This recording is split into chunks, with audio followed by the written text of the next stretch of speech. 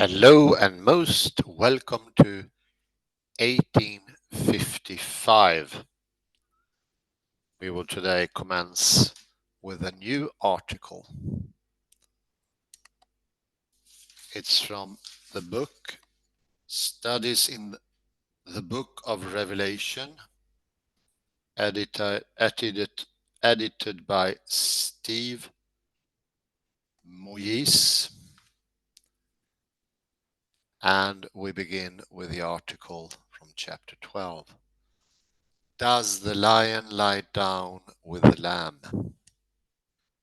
Steve Moyise, or Moyise.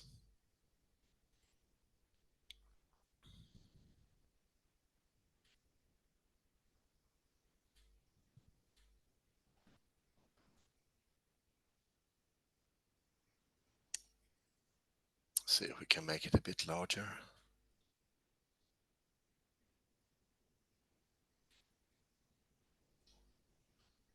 Maybe even a bit more, I think.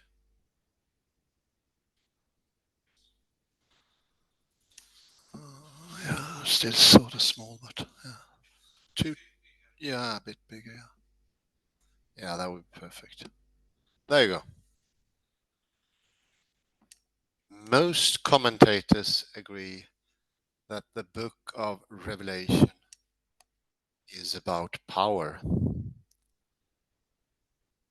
And most Christian commentators see a contrast between the power exercised by the beasts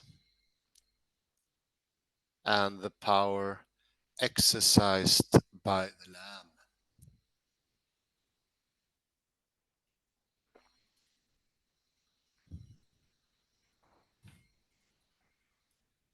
One represents the epitome of evil. The other represents Christ's victory through self-sacrifice.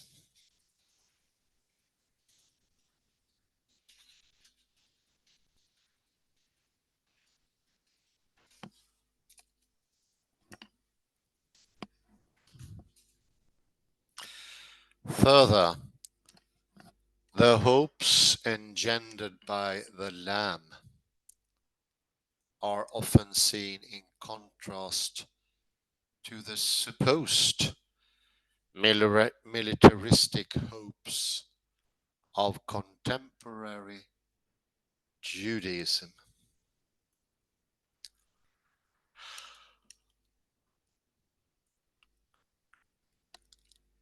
This is often focused in a discussion of Revelation 5 to 5:6, where John is told,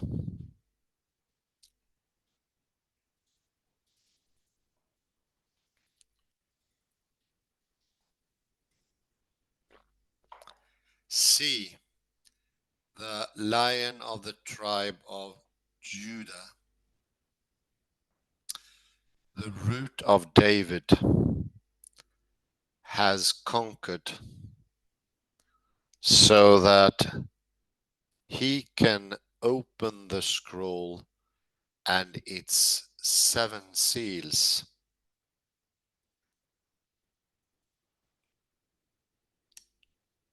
Then I saw between the throne and the 4 living creatures, and among the elders, a lamb standing as if it had been slaughtered.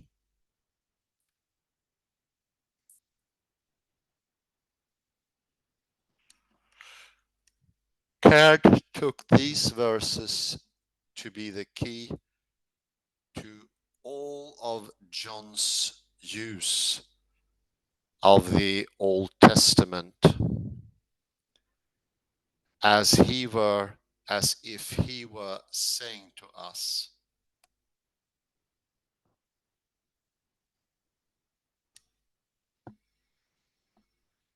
wherever the Old Testament says lion, read lamb. Wherever the Old Testament speaks of the victory of the Messiah or the overthrow of the enemies of God, we are to remember that the gospel recognizes no other way of achieving these ends than the way of the cross.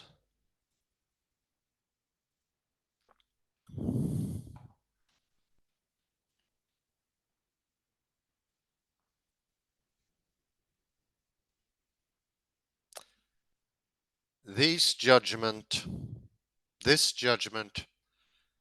is quoted with approval in a number of recent commentaries. For example, John Sweet says,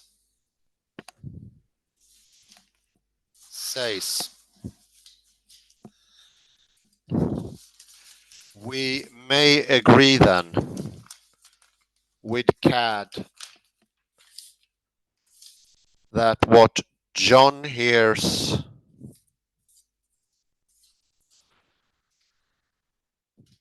the traditional OT expectation of military deliverance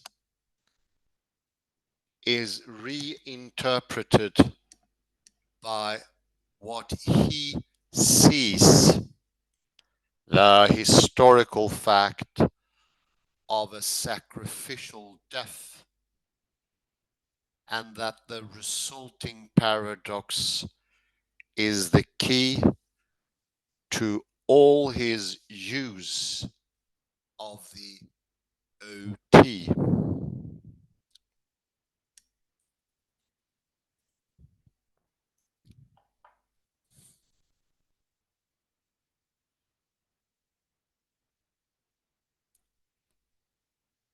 In his own words, the Lion of Judah, the traditional messianic expectation, is reinterpreted by the slain lamb.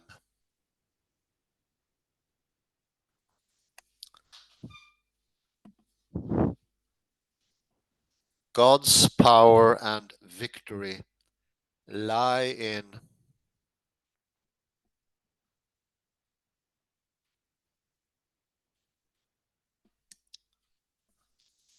self-sacrifice.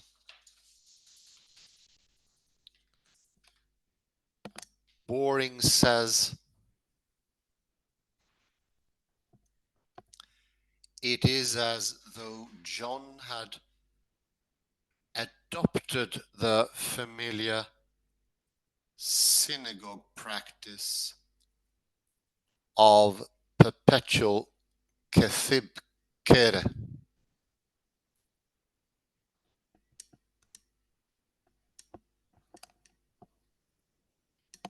whereby a word or phrase that appears in the traditional text is read as another word or phrase.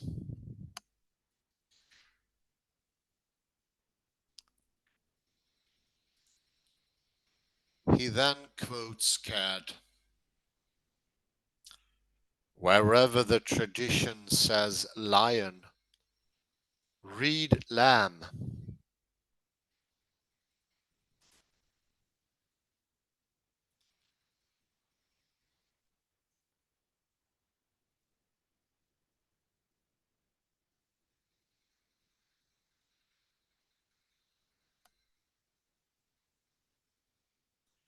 The implication for both sweet and boring is that the apocalyptic violence of chapters 6 to 19 must be seen in the light of the slain lamb, and definitely not vice versa.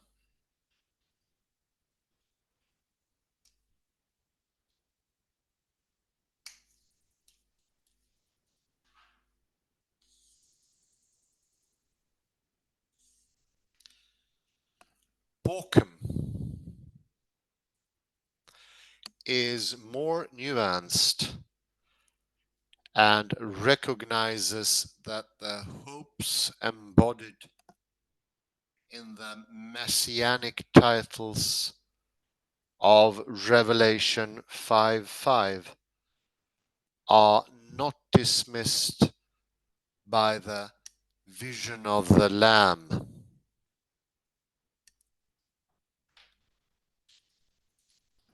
Nevertheless, he also quotes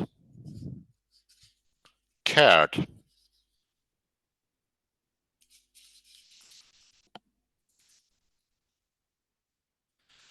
and states that by juxtaposing these contrasting images, John forges a symbol of conquest by sacrificial death, which is essentially a new symbol.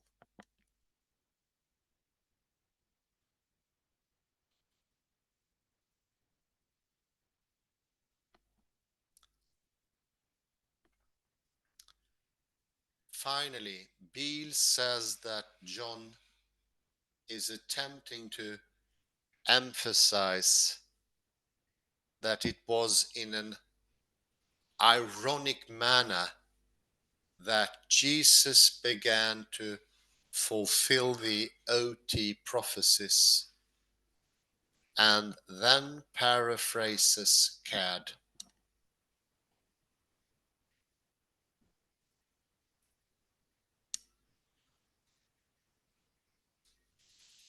Wherever the OT predicts the Messiah's final victory and reign, John's readers are to realize that these goals can begin to be achieved only by the suffering of the cross.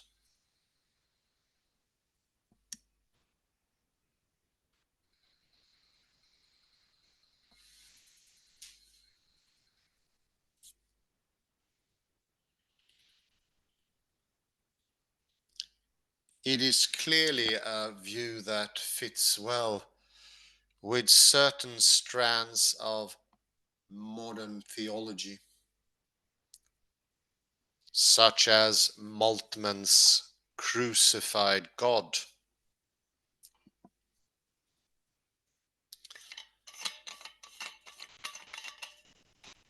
The crucifixion, and in particular, the cry of dereliction,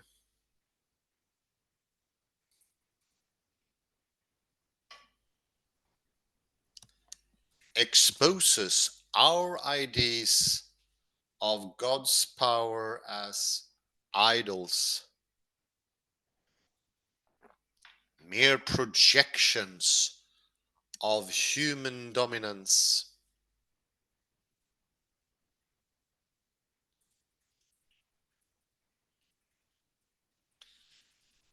But as Paul discovered, God's power is found in weakness, not strength.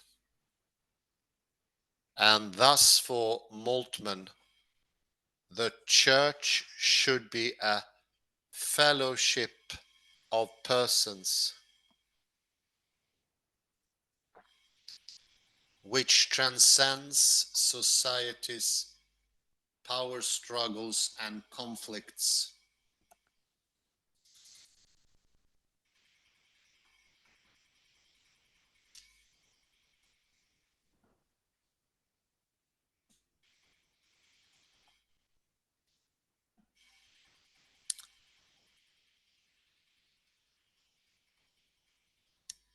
But is such a theology really to be found in the book of Revelation?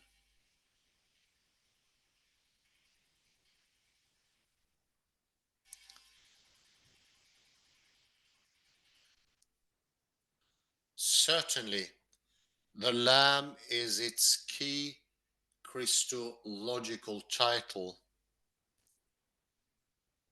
but the characteristics attributed to it are hardly those of self-sacrifice and vulnerability.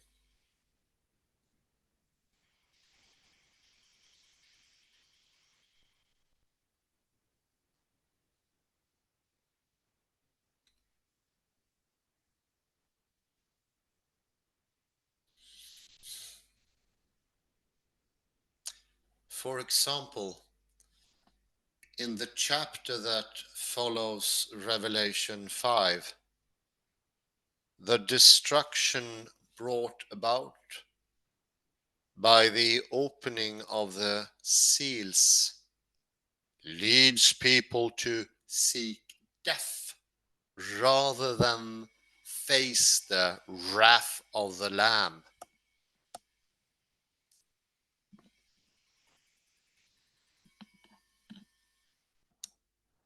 The beast may do all sorts of despicable things to God's people,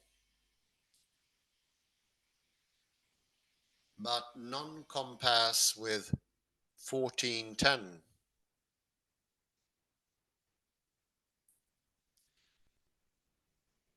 where God's enemies drink the wine of God's wrath,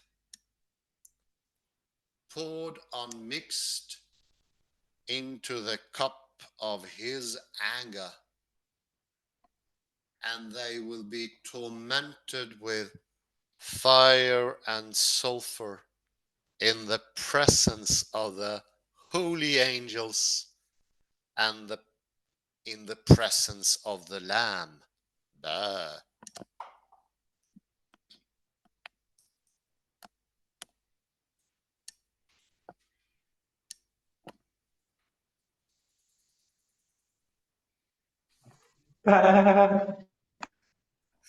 Had such a statement been written about the beast, commentators would have described it as the epitome of malice, vindictiveness, and evil.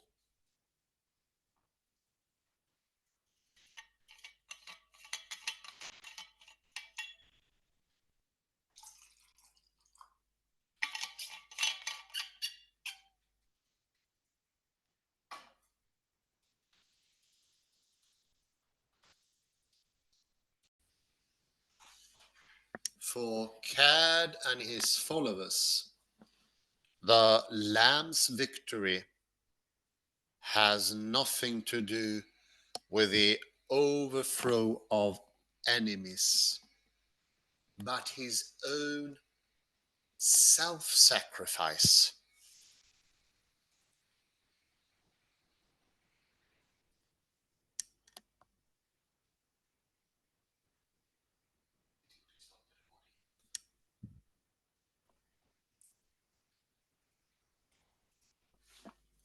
But that is not the obvious interpretation of 17:14, where the confederacy of kings make war on the Lamb and the Lamb will conquer them.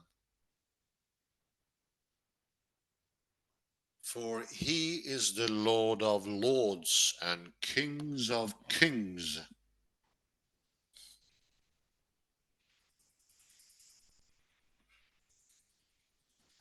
And the Lamb of lambs, maybe.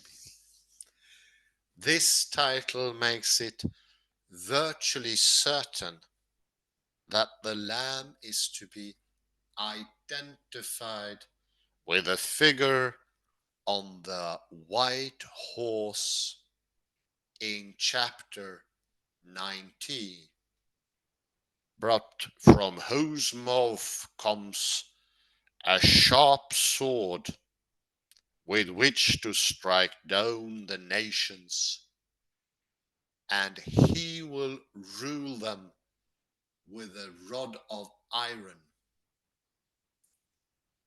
and he will tread the winepress of the fury of the wrath of the God Almighty. On his robe and on his thigh he has a name inscribed: Kings of kings, Lords of lords. The effect of all this violence for Bloom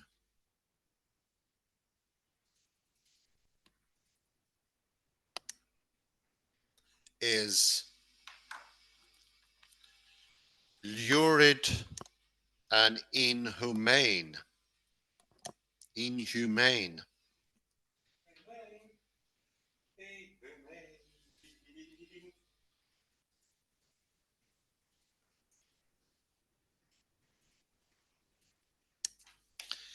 Its influence has been pernicious, yet inescapable. Resentment and not love is the teaching of the revelation.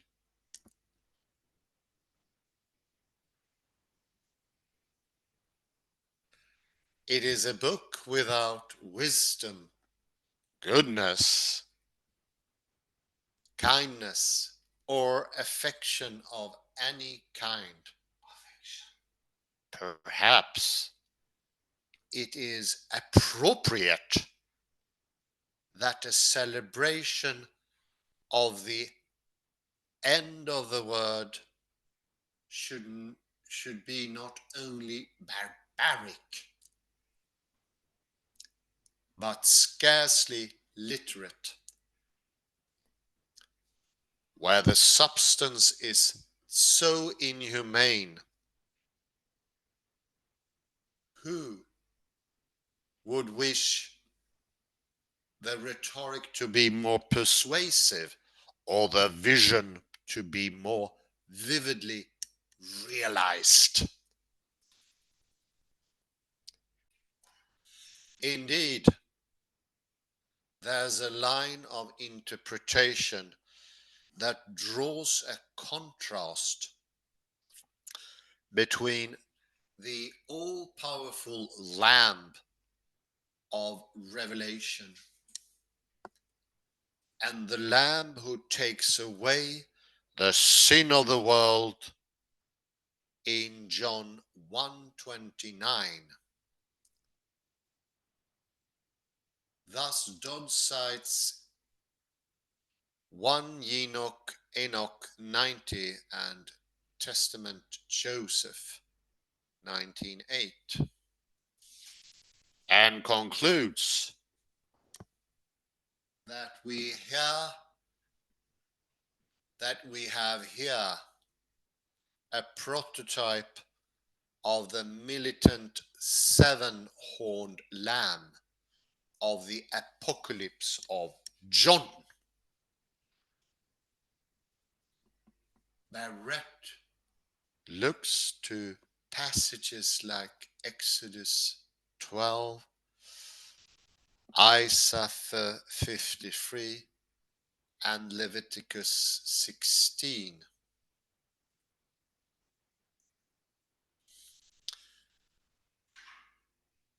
As possible backgrounds for the Lamb of John 1:29. But he discounts Testament Joseph 19:8, since it recalls the conquering Lamb of Revelation rather than the present passage. And Raymond Brown concludes his discussion of John 1:29 with the words,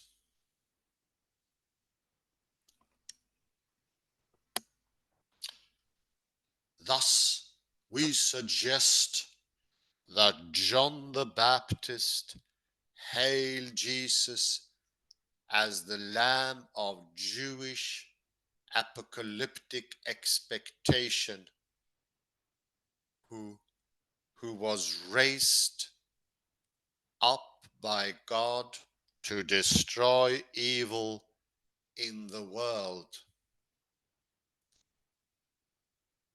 A picture not too far from that of Revelation 17:14.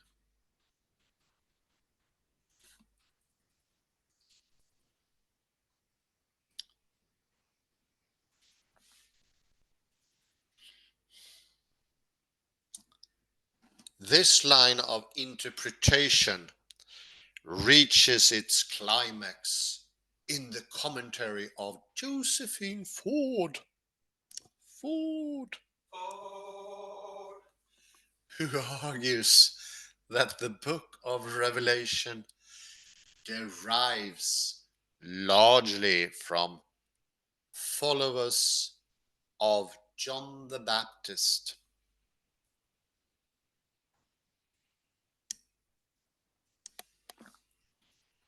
Lion and lamb, she says, are not contrasting symbols, as if one represented raw power while the other is about sacrifice and vulnerability.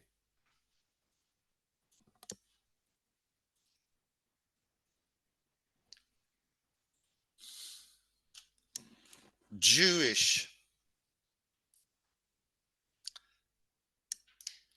apocalyptic texts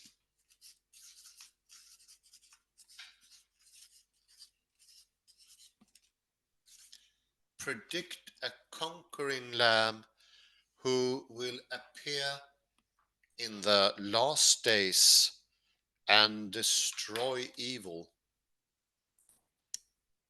as Testament Joseph 19:8 makes clear.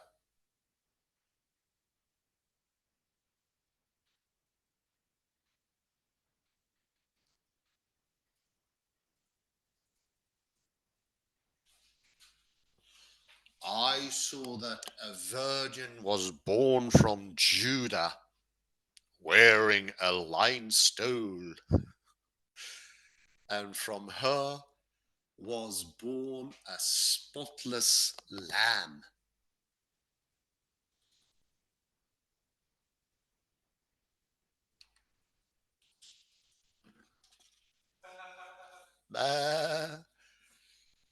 At his left, there was something like a lion, and all the wild animals rushed against him. But the lamb conquered them and destroyed them, trampling them underfoot.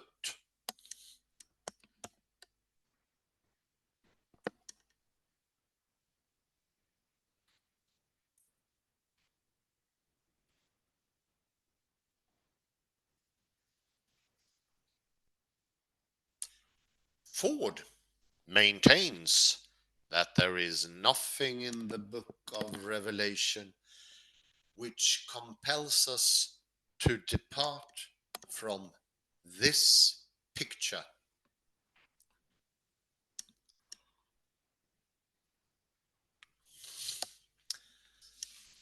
The Lamb of Revelation has 7 horns, indicating power,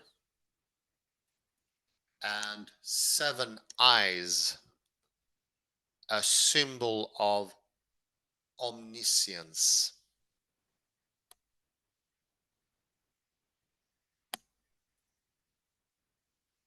In the very next chapter, 6:16 to 17,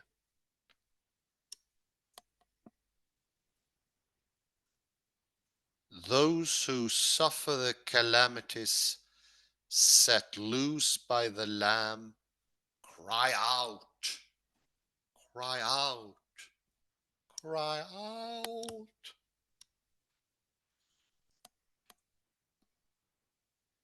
Fall on us and hide us from the face of the one seated on the throne and from the wrath of the Lamb.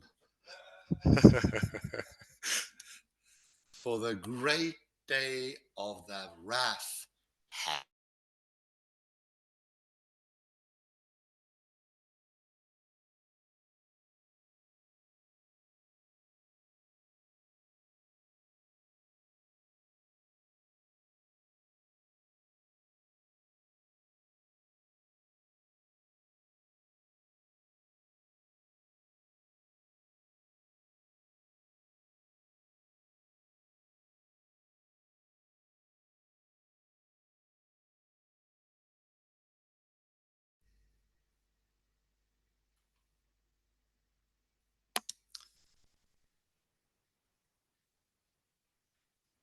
in Revelation 17:14, confront the Lamb.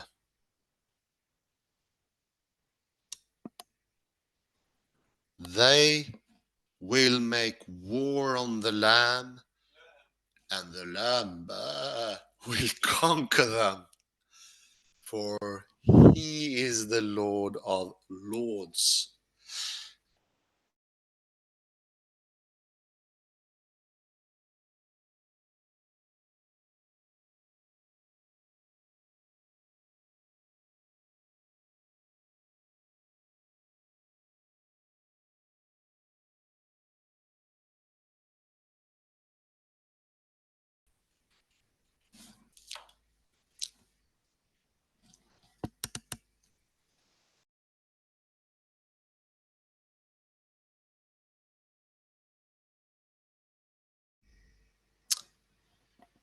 Ford thus concludes that John's use of the title Lamb is thoroughly consonant with the apocalyptic, victorious, and destroying Lamb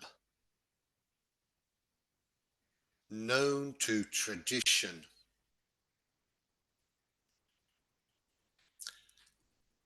Thus we return to our title. Does the lion lie down with a lamb?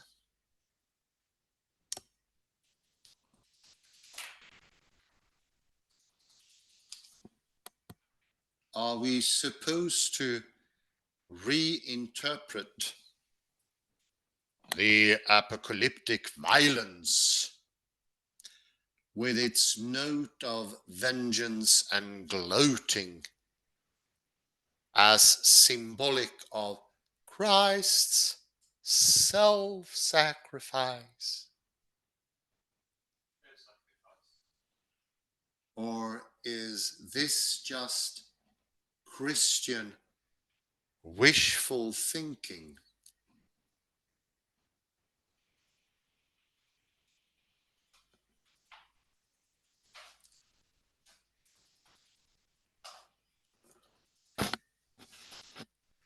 Are Bloom and Ford more honest in reflecting the impression the book actually leaves on less biased readers?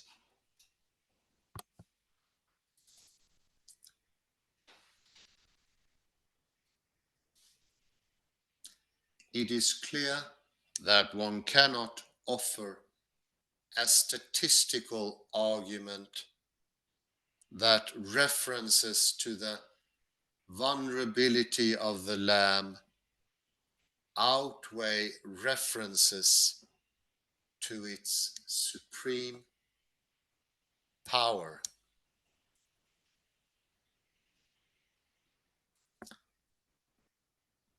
They do not.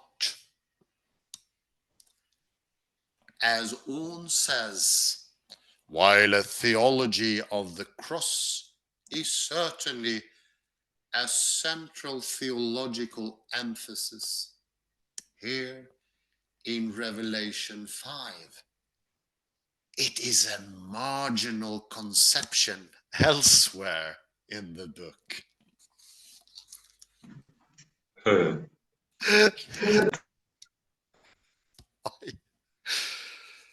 On what basis then does the reader choose a particular interpretive stance from among a number of possible ones?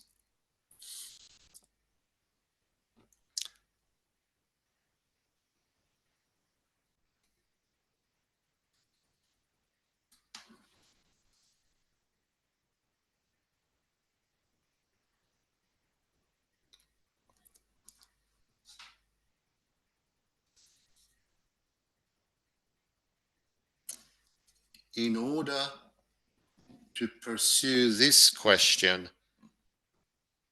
we will briefly outline the literary notion of deconstruction.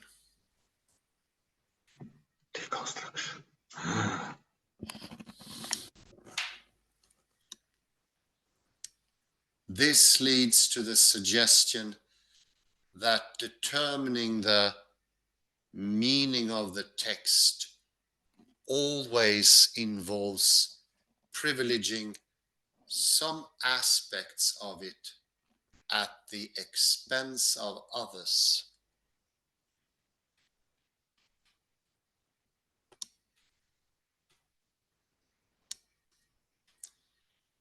Deconstruction. Brum. Halleluja, Halleluja, Halleluja. Entrat Derrida.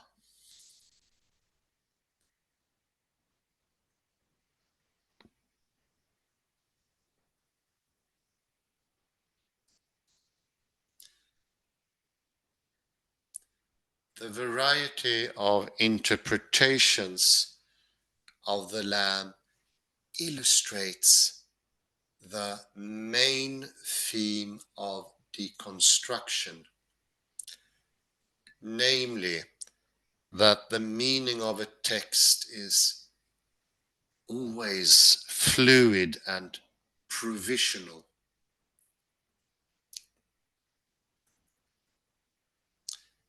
Texts do not dictate what the readers must believe about them.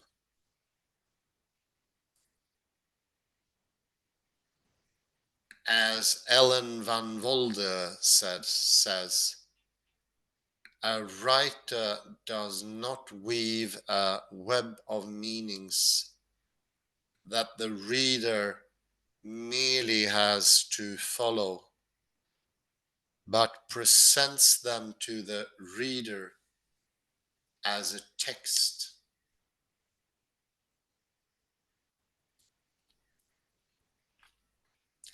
The reader reacts to the offer and enters into a dialogue with the possibilities the text has to offer.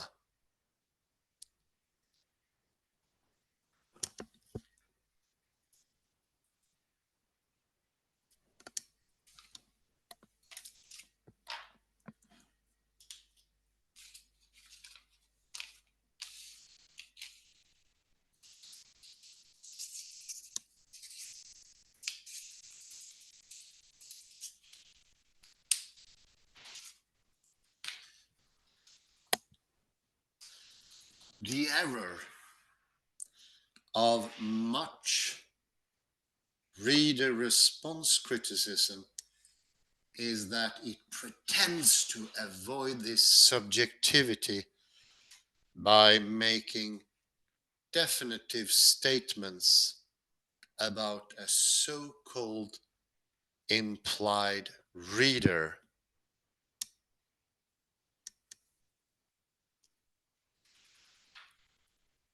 But every act of reading, even by a reader response critic, muddles the waters.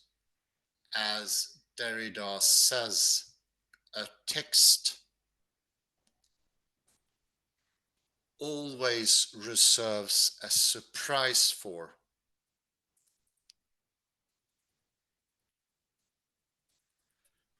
a critique which might think it had mastered its game, surveying all its threads at once,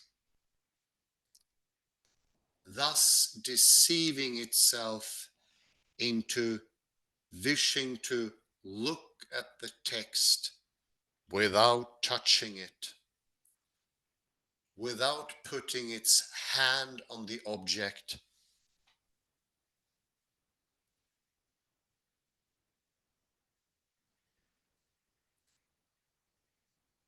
without venturing to add to it.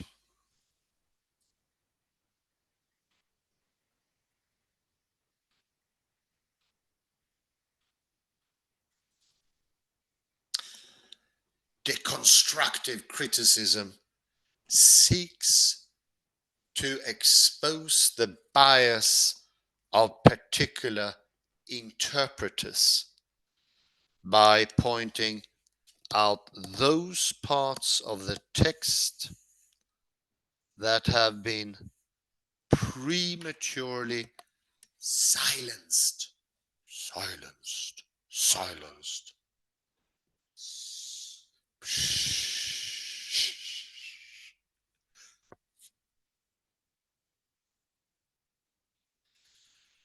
For example, many commentators would agree with Tina Pippin that the violence and vengeance of the apocalypse is aimed at exposing the corruption and violence of the state.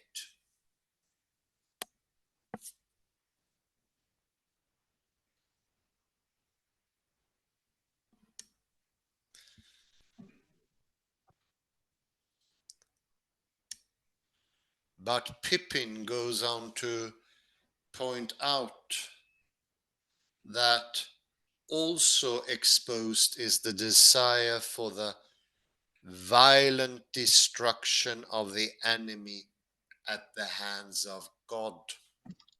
Desire.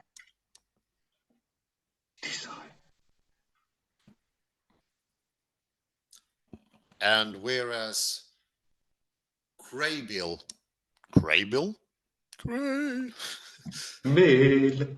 says that while the word follows a beast with all its power and violence, Christians follow a gentle and seemingly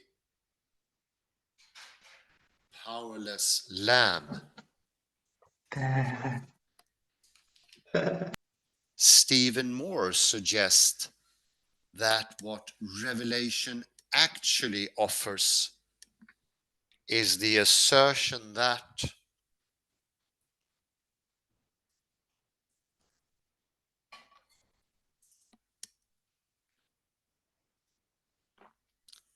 God's imperial splendor far exceeds that of the Roman emperor, just as the emperor's splendor far exceeds that of any of his 600 senators, and just as the senator's splendor far exceeds that of any provincial plebeian, and so on down the patriarchal line to the most subdued splendor of the feeblest father of the humblest household. Feeblest father of the humblest household.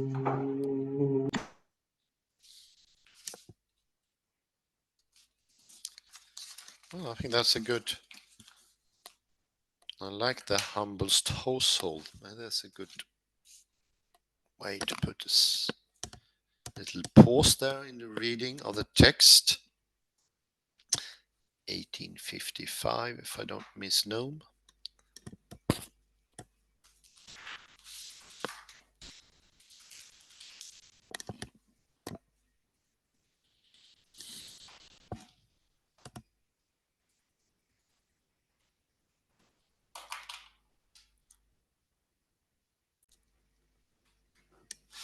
So let's go for some comments here.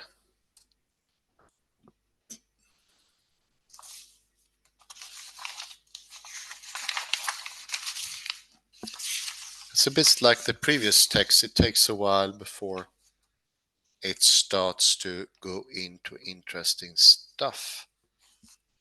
But we do find something on page 183.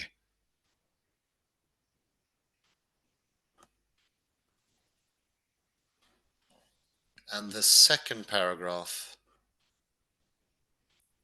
it's a cite from Bloom. And my first speculation, is it the same Bloom as Closing the American Mind? No. It's not. That's a lucky coincidence. I mentioned him the other day, oddly enough.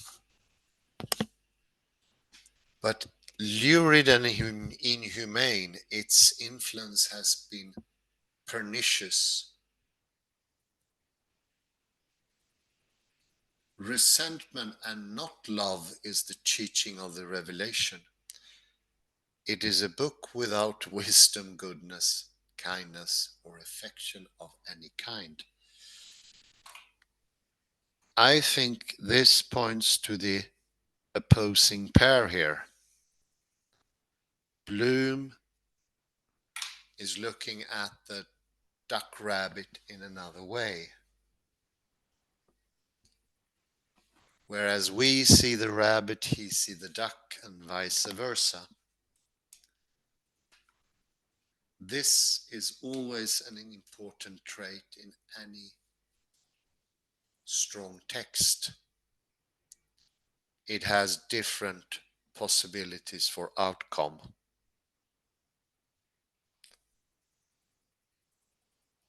The text has many readings, many understandings.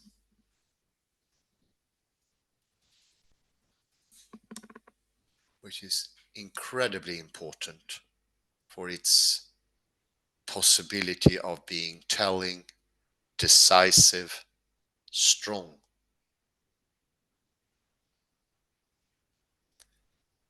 It's not a weakness that a text can be read completely different. It's an immense strength.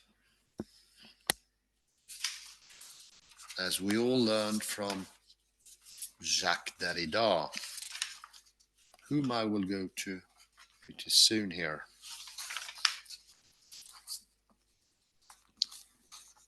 In page 184, the fifth paragraph, there are pretty small paragraphs there. That's a little site here.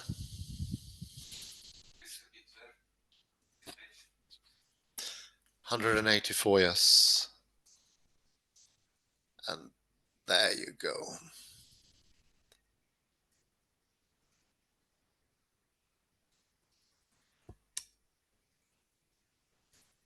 They will make war on the Lamb, and the Lamb will conquer them, for he is the Lord of lords and the King of kings, and those with him are called and chosen and faithful. This is very important, a called, chosen and faithful, with a conjunctive and in between. This belongs to the category of synodoke, if I don't misremember. And it comes in free, and the connective glue is the extra ands.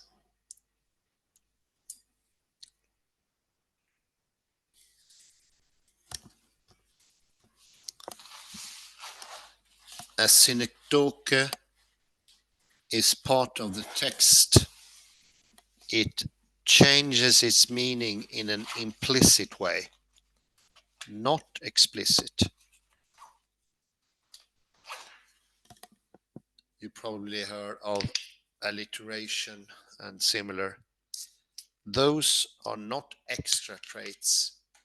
Those are decisive traits of a text, the ones bringing the meaning.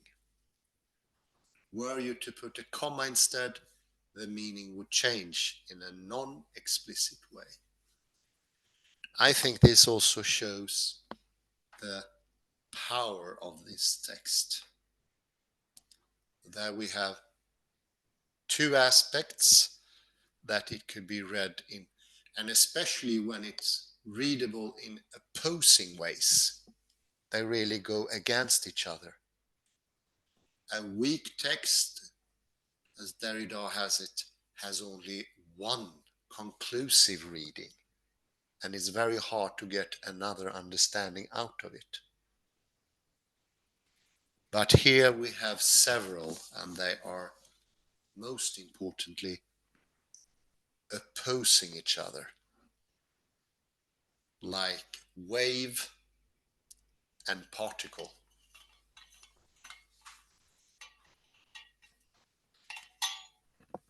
If there were no complete opposition between wave and particle, we would not have a universe.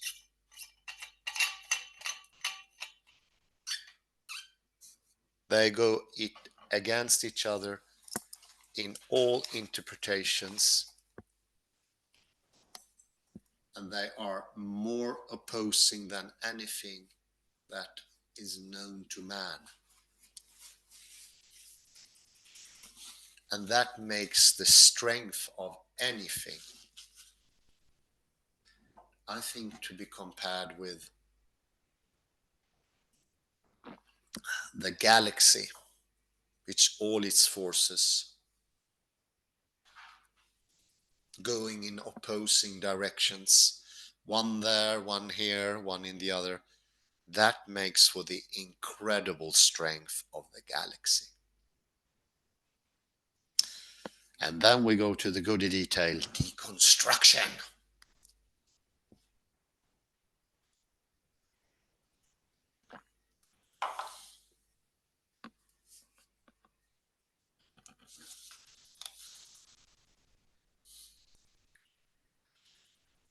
And on the fourth line here, we have a cite from a certain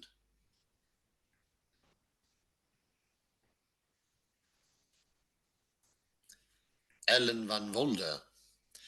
And she says, a writer, and listen now, does not weave a web of meanings that a reader merely has to follow, but he presents them to the reader as a text. The readers react to the offer and enters into a dialogue with the possibilities the text has to offer. And do note possibilities. A text that is monosemic doesn't offer any possibilities. It's dead. And we know from science that academia texts today are usually meaningless. They do not refer to anything. They bear no meaning. And the truth is, they have no influence in society as they used to have. One said 1% of relations in a society today is affected by academia. Well, it's a scientific fact. The reason is they don't offer opposing meanings. I have myself entered discussions among academia say, oh, that's contradictory. Take it away. And I was completely shocked. It's utterly unscientific and it kills off the text. It needs to be contradictory as science itself. I think this is what Ellen van Wolde is pointing to here. A monosemic text is a dead text. It lacks the possibility of force.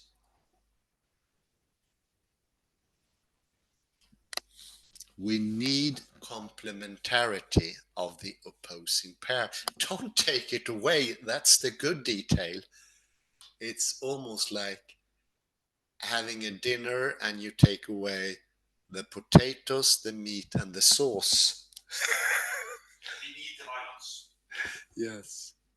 It's like somebody would say, some academia person coming, the meat and the potatoes are contradictory. Take them away. They are contradictory, but they need to be there for a fulling meal.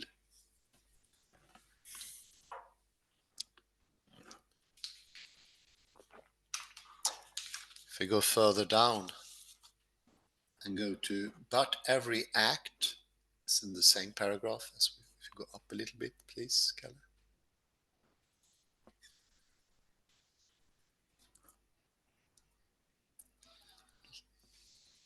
As Derrida says, but I start a bit earlier. But every act of reading, even by a reader response critic, muddies the water. As Derrida says, a text always reserves a surprise for, a critique,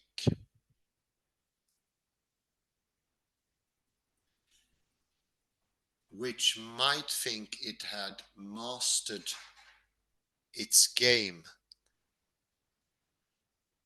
surveying all its threads at once, thus deceiving itself into wishing to look at the text without touching it,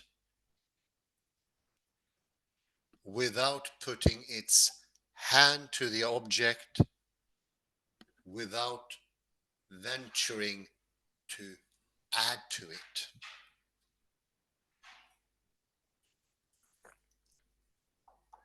It's a deception here, thus deceiving itself into wishing to look at the text without touching it. So you need to enter into the text and change it. We are not passive observers. We are engaged in the reading.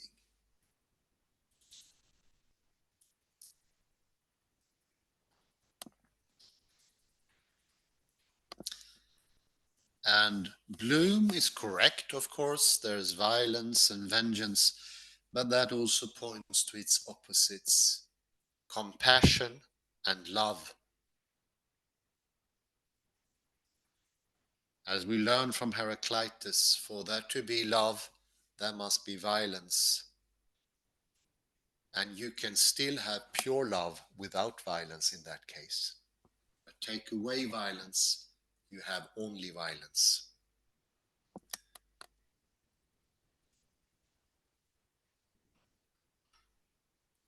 I will end with a quote from Ian McGilchrist, or somewhat a quote, but he says about the left hemisphere takes away all contradictions. It cannot stand it. That's the only thing the left hemisphere can't handle, and that is reality. And then somebody asked him, is there any emotion that comes clear out of the left hemisphere? And he answered, anger and hate. So we know the left hemisphere has emotions, and they come from taking away the contradictions. Anger, hate, irritation. There's no humor. Humor is contradiction and love. No humor is monosemism, is taking away the contradiction. I had a discussion with a quantum physicist, the third one I have mentioned before, to Kalle Lundahl, just for his knowledge. And he was shocked about academia. They like destroy the lab experiment. And to do that at when he was working in Berkeley, it would be destroying the experiment to take away the contradictions. They seem to not like knowledge, and that's pretty true. It comes from the contradictory, so that we can have one side only. Oh, very interesting. Kalle, please join here. Maybe you should take this one. We can try it.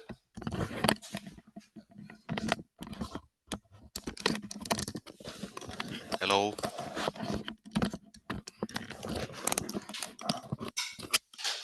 So let me comment on ketchup and kere, and we can compare with Wikipedia. So kere, to help us to remember, kere is written with 4 letters, like the English word read. So kere, read, both have 4 letters. And ketchup, written, it has an I, both the Hebrew and in order to. So why is this kere and ketiv important? So in English Bibles, we have sometimes, the Onshira text had Jehovah in Hebrew letters. That is what is written, ketiv. But then we were supposed to read that is kere, Lord. So that is the same idea. So what is written is Jehovah in Hebrew, but you're supposed to kere, read, Lord. And this is the same principle here. What academia wants to do is that Boring says it is as though John had adopted the familiar synagogue practice of perpetual ketip kere, whereby a word or phrase that appears in the traditional text is read as another word or phrase. He then quotes Card. Wherever the tradition says lion, card, thank you, card. Wherever the tradition says lion, read lamb.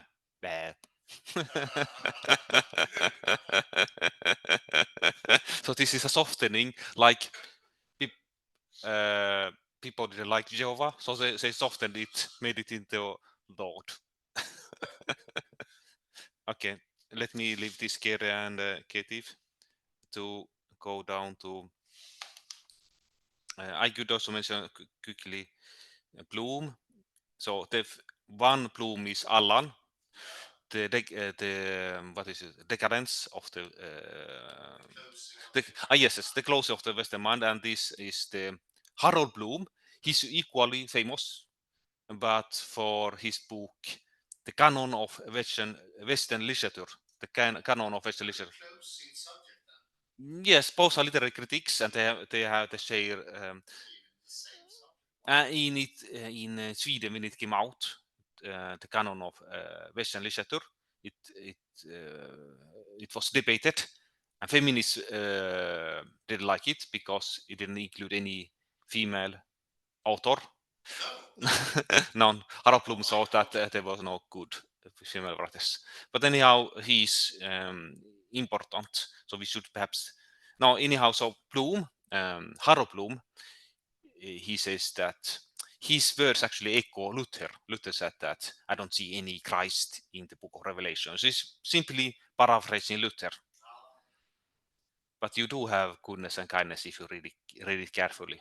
But because the opposing pairs. Yes, That's absolutely. how science works, sorry. Yes. You cannot invent your own reality. Mm-hmm. I will only now mention one last thing. So this is, let me show here. Yes. So let me see. The Testament of Joseph. It's rather unknown work. The Testament of Joseph. So it's an apocryphal work. Let me mention it. Let me see if we can find it. Let me Testament of Joseph.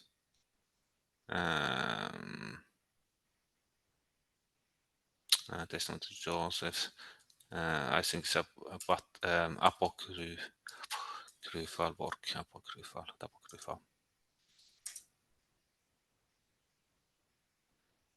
No, I don't find it now, but okay. Anyhow, it's a quotation. It's I think Hellenistic work, apocrypha. So in this Testament of Joseph, you read, "I saw a virgin was born from Judah, wearing a lion's stole, and from her was born a spotless lamb.